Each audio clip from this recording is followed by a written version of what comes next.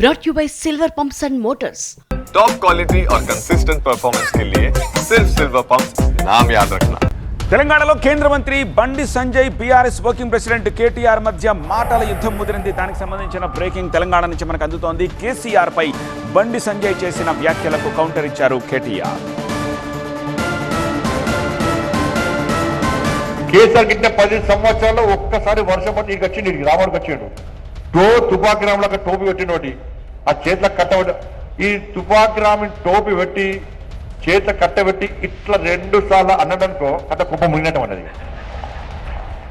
కుంప మునిగినట్టు ఏం చేయనట్టు ఏం చేయనట్టు ఇక మళ్ళా హెలికాప్టర్లో వచ్చినట్టుకి అసలు ఏం చేయనట్టు వీడికి వచ్చిండు టోపీ పెట్టాడు ఇట్లా పట్టి కట్టబెడతాడు పేపర్లో ఫ్రంట్ పేజ్.